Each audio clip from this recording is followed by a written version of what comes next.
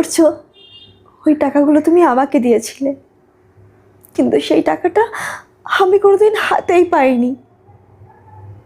যখন তুমি টাকা দাও, দাদা বলল এই টাকা দিয়ে আমাকে ঘর কিনে দেবে আমার নামে। কিন্তু জানো, দাদা লুকিয়ে সেই ঘরটা নিজের নামে করে নেয়।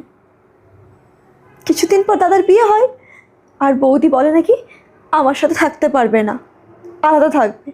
আমি বললাম ঠিক আছে দাদা, তুমি বৌদিকে নিয়ে একটা অন্য কোথাও চলে যাও।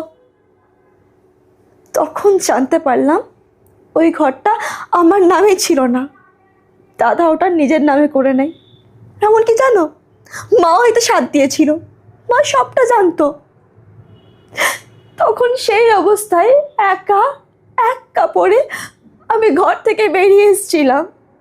আমার কাছে কোনো অপশন ছিল না। আমি কিভাবে দিন পার করেছি শুধুমাত্র আমি জানি। কত মাস তো আশ্রমে ছিলাম, শুধুমাত্র নিজের পেটটাকে চালানোর জন্য আমি এখন এই কাজটা করছি। আমার কাছে আর কোনো অপশন ছিল না। একজন দাদা সে তার বোনের সাথে এরকম কি করে করতে পারে? আমার ভাগ্যে ছিল জানো তো এটা, নইলে এত ভালো বর, এত ভালো ঘর। একটা কথা আছে জানো তো, যেরকম কর্ম ঠিক সেরকম ফল। আমার সাথে ঠিক সেটাই হয়েছে। আমি তোমাকে ঠকিয়েছিলাম, আর আমাকে আমার নিজের দাদা